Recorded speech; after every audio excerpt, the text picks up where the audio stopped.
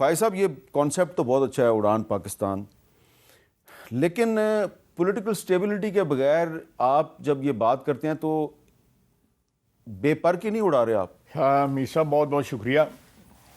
آپ کو نیا سال مبارک ہو. اللہ تعالیٰ یہ انفرادی طور پہ بھی اور اجتماعی طور پہ کی قوم کے لیے مبارک ہو. اچھی جو ہے وہ اس سال میں جو ہے خبریں آئیں. ہمارے جو فلسطینی بھائی ہیں اللہ تعالیٰ ان کی بھی مدد و نصرت فرمائے جو ہے اس سال میں. میر صاحب یہ جو آپ نے کل جو پروگرام لانچ ہوا ہے آپ بالکل صحیح کہہ رہے ہیں. میں اس سے اتفاق کرتا ہوں کہ پولیٹیکل سٹیبلٹی جو ہے وہ ایک بڑا بیسک انگریڈینٹ ہے ترقی کے لیے. لیکن باوجود انسٹیبلٹی کے آپ دیکھیں کہ جتنے بھی اشاریے ہیں پچھلے 8-10 مہینے میں پاکستان میں امپروو ہوئے ہیں.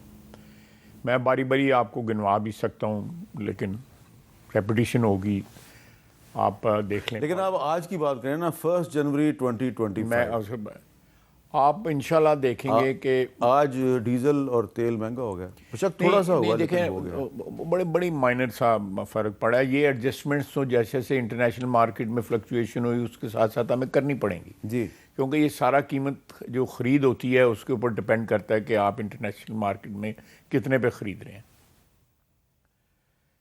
لیکن آپ دیکھیں پچھلے 7-8 مہینے میں خصوصاً گرمیوں کے اندر جو ہے جس طرح کی ایک اضطراب تھا مہنگائی کی وجہ سے اور وجوہات کی، وہ اضطراب میں کمی میں نہیں کہتا کہ ایلیمنیٹ ہو گیا، کمی واقع ہوئی ہے. میں ایک اور بڑی انڈیکیشن آپ کو بتاتا ہوں کہ اگر آپ منتھ ٹو منتھ جو ہے کمپیئر کریں 2023 اور 2024 کو، ہماری جو ریمیٹنسز ہے پاکستانیوں نے باہر سے بیرون پاکستان خصوصاً گلف کے جو ملک ہیں عرب گلف کے، وہ بلکہ ساری جگہ جہاں بھی پاکستانی ہیں وہ انہوں نے ملک میں پیسے زیادہ بھیجے ہیں. بیرون پاکستانی جو ہمارا ایک تقریباً 1 کروڑ پاکستانی بیٹھا ہوا ہے انہوں نے ان کا بھی اعتماد جو ہے نا. تو دراصل آپ کہنا یہ چاہتے ہیں کہ وہ جو ایک اپیل کی گئی تھی تحریک انصاف کی طرف سے آپ سیاست میں اس کو گھسیٹ رہے ہیں، میں اکانومی میں رہنا چاہتا ہوں. نہیں تو آپ کا مقصد نظر آ رہا ہے نا مجھے صاف. میں مقصد تسی اپنے آپ ہی زیوم کر لیں مقصد جڑا ہے. آپ کہنا چاہ رہے ہیں تحریک انصاف ناکام ہو گئی. میں دیکھیں میں ایک پازیٹیوٹی لانا چاہتا ہوں. اچھا چلے ٹھیک. آپ کا مطلب ہوتا ہے کہ لڑائی جھگڑا جو ہے میرا جاری رہے لوگوں کے ساتھ جو ہے. نہیں، کل ویسے اڑان پاکستان پروگرام میں کے پی کے گورنمنٹ کا نمائندے مزمل اسلم صاحب آئے، بڑی اچھی بات. اچھی بات ہے، بہت اچھی بات ہے، اس میں کوئی شک ہی نہیں ہے.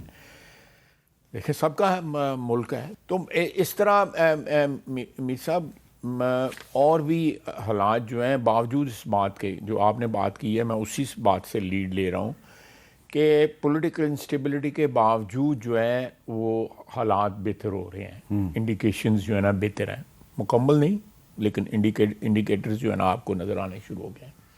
انٹرسٹ ریٹ آپ کا میسیولی نیچے آیا. ہاں یہ بات بہت اچھی ہے.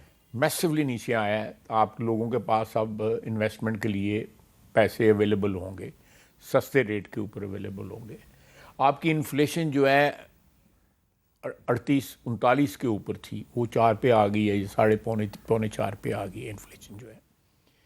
یہ سارے انڈیکیٹرز جو ہیں وہ پازیٹیو ہیں. لیکن کمنگ بیک ٹو جو آپ نے بات کی ہے کہ اگر یہ سیاسی استحکام بھی اگر آ جائے تو آپ سمجھ لیں کہ کتنا اچیو پاکستان کر سکتا ہے. کہ باوجود ایک سیاسی عدم استحکام کے اگر پاکستان میں یہ چیزیں بہتر ہو رہی ہیں، حکومت جو ہے وہ کامیابی کا سفر جو ہے اس نے سٹارٹ کر دیا ہوا ہے اور اس کے تمام تر شواہد موجود ہیں. تو اگر یہ میں سمجھتا ہوں کہ اس چیز سیاسی جنگ کے اندر جو ہے نا بعض چیزیں جو ہے نا وہ آؤٹ آف باؤنڈز ہونی چاہیے تمام فریقین کے لیے. مثلا کہ جس طرح آپ نے ابھی ذکر کیا ہے تو یہ ترسیلات زر جو ہے ان کو روکنا جو ہے وہ تو ملک کو نقصان پہنچے گا. آپ ہمیں نقصان پہنچانے کے لیے کوئی فریق جو ہے ملک کو نقصان پہنچائے تو وہ کوئی اچھا راستہ تو نہیں ہے. بالکل. یعنی اگر آپ ملک کی بہتری کی جو ہے آپ سیاسی لڑائی سیاست میں لڑیں نا، بالکل لڑیں سیاست. اچھا لیکن سٹیبلٹی کا تعلق صرف سیاسی کشیدگی میں کمی سے نہیں ہے، بلکہ جو اسٹیبلٹی ہے اس کا تعلق لا اینڈ آرڈر سے بھی ہے. تو کیونکہ آپ وزیر دفاع بھی ہیں تو یہ بتائیں کہ سال 2024 میں پاکستان کی سیکورٹی فورسز پر حملوں میں بہت زیادہ اضافہ ہوا. پچھلے 8-10 سال میں اتنے زیادہ حملے نہیں ہوئے، اور یہ آپ اس کو ڈنائی بھی نہیں کر سکتے کیونکہ میں نے خود آپ کو دیکھا ہے. آپ وزیر اعظم صاحب بار بار آپ فوجی افسران اور جوانوں کے جو جنازے ہیں ان میں آپ نے شرکت کی ہے. تو یہ جو حملے بڑے ہیں خاص طور پہ خیبر پختونخوا میں، اس کی کیا وجہ ہے؟ میر صاحب اس کی بنیادی وجہ جو ہے وہ جو لوگ یہاں پہ لا کے بسائے گئے، اب اس وقت کی حکومت کہہ رہی ہے کہ یہ جنرل باجوہ اور جنرل فیض کا فیصلہ تھا، لیکن میں تو اس فیصلے کا عینی گواہ ہوں نا. میں تو موجود تھا ادھر اسمبلی کے اندر، یہ بریفنگ دی گئی کہ یہ بڑی اچھی بات. اس وقت آپ اپوزیشن میں تھے؟ ہم اپوزیشن میں تھے. وہاں پہ پی ٹی آئی کے بھی ایم این اے بیٹھے ہوئے تھے، کسی نے انکار نہیں کیا. وہاں پہ اگر لوگ بولے ہیں تو اپوزیشن کی طرف سے بولے ہیں، انہوں نے سوالات کیے، انہوں نے کوئی ریزرویشن اپنے شو کی.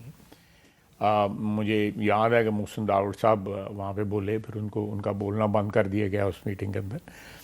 تو وہ لوگ دکھی ہیں ان لوگوں سے. یہ طالبان نے ان پہ ظلم کیے ہوئے ہیں، جو ہمارے جو فارمر ٹرائبل ایریا کے جو لوگ تھے. اب وہ لوگ یہاں پہ موجود ہیں.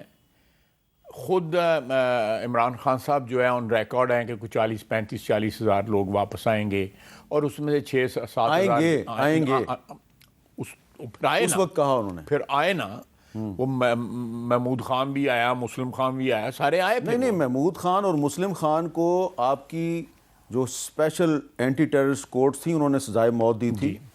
ان کی سزائے موت جو ہے وہ وزیر اعظم کی ریکمنڈیشن پہ صدر عارف علوی صاحب نے معاف کی اور ان کو ریلیز کیا گیا. نہیں، یہ باجوہ نہیں، یہ باجوہ صاحب کی مرضی کے بغیر تو نہیں ہو سکتا. بالکل صحیح ہے، میں آپ سے ایگری کر رہا ہوں. باجوہ صاحب کی مرضی کے بغیر نہیں ہوگا. جو باجوہ صاحب نے یہ سارا کام، یا فیض صاحب نے یہ سارا کام اس وقت کیا جب عمران خان صاحب حکمران تھے. بالکل، یہ بات اس میں کوئی شک تو نہیں ہے. لیکن اس میں ایک اور یہ لوگ جو ہیں، اب یہ لوگ کے پی میں بیٹھے ہوئے ہیں. آپ نے صحیح کہا کہ کے پی میں سب سے زیادہ خون ریزی ہو رہی ہے. جانے تو پاکستانیوں کی جا رہی ہے نا جی. فوجی جوان جو ہے جنازے اٹھا رہے ہیں. ہم ارتقاب نے صحیح کہا، روزانہ اٹھا رہے ہیں فوجیوں کے بھی، ایف سی کے بھی سارے جو ہماری پیراملٹری یا ملٹری کے. اچھا خواجہ صاحب، ایک چیز صرف سمجھنے کے لیے آپ سے پوچھ رہا ہوں، کوئی آپ یہ نہ سمجھے کہ میں کنفرنٹ کر رہا ہوں. مئی 2022 میں جب عمران خان کی حکومت چلی گئی تو اس کے بعد بھی مذاکرات جو ہیں وہ چلتے رہے. جب آپ کی حکومت آ گئی، شہباز شریف صاحب وزیر اعظم بن گئے. میں پوچھ اس لیے رہا ہوں کہ باجوہ صاحب آرمی چیف تھے اور فیض حمید صاحب کور کمانڈر پشاور تھے. میرے پاس سارے ڈاکومنٹیشن موجود ہے. اور کالعدم ٹی ٹی پی نے سیز فائر کیا مئی 2022 میں، جو ستمبر تک چلتا رہا. اس دوران میں باجوہ صاحب جو ہیں وہ مانیٹر کرے تھے، اور فیض صاحب کو انہوں نے بطور کور کمانڈر پشاور کابل بھیجا، بطور کور کمانڈر پشاور.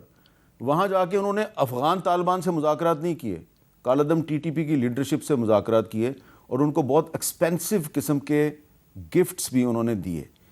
یہ جو پالیسی تھی، تو کبھی آپ کی حکومت نے پوچھا باجوہ صاحب سے اور فیض صاحب سے کہ یار دیکھیں یہ کیا کر رہے ہیں؟ یہ جو ڈیٹس میں نے آپ کی اس انفارمیشن کے اوپر میں نے بھی ڈیٹس جو ہے میں نے بھی تھوڑی سی ریسرچ کر کے جو ہے، اس وقت وہ D G I S I تھے. جو تصویر ہے ان کی ہاتھ میں چائے کا کپ ہے، وہ 2021 کی ہے. وہ کب کی ہے؟ اس کے بعد جو ہے جب فال آف کابل ہو گیا. نہیں دیکھیں، نہیں مچ لیٹر دین دیٹ اس وقت کی بات نہیں ہے، مچ لیٹر دین دیٹ. جس پر دور کی آپ بات کریں، اس وقت میں وہاں پہ ہو کے آیا تھا. میں گیا، جانا بلاول صاحب نے تھا، لیکن پھر آپ کو میں وہاں پہ گیا، میری ان سے سب بات ہوئی. یہ جو آپ بات کر رہے ہیں، میں کیونکہ اس کا پارٹیسپیٹ کیا ہوا ہے، میں اس کا گواہ ہوں. میں نے ان کو کہا، اس میں ملا عمر صاحب تھے، ملا عمر صاحب کے بیٹے ملا یعقوب صاحب تھے، وزیر دفاع تھے. اس میں متقی صاحب تھے، اس میں اپنا سراج الدین حقانی صاحب تھے، اور یہ تین تو میں اپنا ملا شہری جو ان کے ڈپٹی ڈیفنس منسٹر وہ تھے. پوری لیڈرشپ تھی. میں تھا، ڈی جی آئی تھے، ہمارے ایمبیسڈر تھے، اور صادق صاحب تھے. یہ جو آپ کہہ رہے ہیں نا کہ امن، یہ بالکل قطعی طور پہ غلط ہے. میں نے ان کو خود اپنے منہ سے میں ریپیٹ کیا کہا؟ میں نے ان کو کہا جی کہ اگر آپ نے ان کو نہ روکا تو ہم مجبور ہو جائیں گے کہ ہم روکیں پھر. ہاں ٹھیک ہے. تو بعد میں آپ گلہ نہ کریں. آپ یہ کہتے ہیں کہ یہ بسا دیں گے ہم ان کو جا کے کہیں اپنے ویسٹرن کسی پروونس کے اندر صوبے کے اندر جا کے, تو کیا گارنٹی ہے کہ یہ وہاں سے واپس نہ آ جائیں گے؟ وہ ہم سے 10 ارب روپیہ مانگ رہے تھے اس کا. میں آپ کو بس یہ جو آپ نے جو بات کی ہے میں تو اس کا عینی گواہ ہوں نا, اس لیے میں آپ کو 10 ارب روپیہ مانگ رہے تھے. ہم نے کہا یہ کیا 10 ارب روپیہ ان کو بسانے کے لیے, ان کو بسانے کے لیے, یہاں سے شفٹ کرنے کے لیے 10 ارب روپیہ. ہم نے کہا جی ہم دے دیں آپ کو 10 ارب روپیہ, اور کل وہ پھر انفلٹریٹ ہو کے واپس ادھر ہی آ جائیں, تو کوئی گارنٹی ہے؟ جس کا ان کے پاس کوئی جواب نہیں تھا. اچھا. میں ڈی جی ISI اس وقت کے ریٹائر ہو چکے ہیں, آپ ان کو آف دی ریکارڈ پوچھ سکتے ہیں کہ میں نے وہاں پہ 2 3 4 گھنٹے کتنی گفتگو کی ہے اور کیا گفتگو کی ہے, اس کا ٹون اور ٹینر کیا تھا, اس کا خلاصہ پوچھ لیں. میں نے بالکل بلنٹلی